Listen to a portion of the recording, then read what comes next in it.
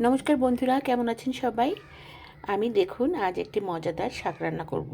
সেজন্য প্রথমে কড়াইতে তেল দিয়ে দিলাম কুচানো পেঁয়াজ, গোটা রসুন আর চেরা কাঁচা লঙ্কা। আর এগুলো একটু নাড়াচাড়া করে নিয়ে তাতে দিয়ে দিব ছোট ছোট চিংড়ি মাছ। অল্প পরিমাণে দিব যাতে একটু ফ্লেভার হয়। আর সেই সাথে যাচ্ছে এখানে লবণ আর হলুদ। এটা দিয়ে ভালো মতন একদম ভাজা ভাজা করে নেব।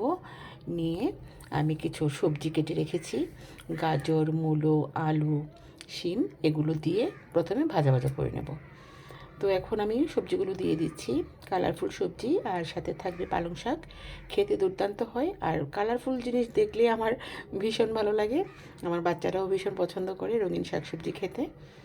তো পালং শাক তো খুবই পুষ্টিকর একটি খাবার। তারপর আমি একটু ঢাকনা দিয়ে দিলাম।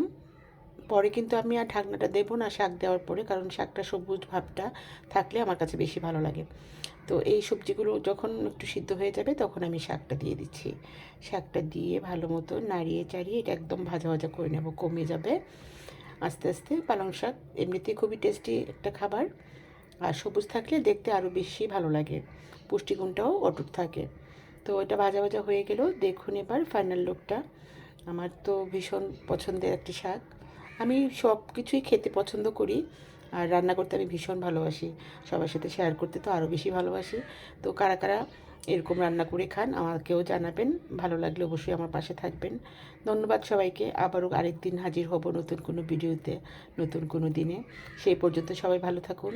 সবাইকে শুভেচ্ছা জানাচ্ছি শুভ দুপুরের। ধন্যবাদ, সবাই ভালো থাকবেন। নমস্কার।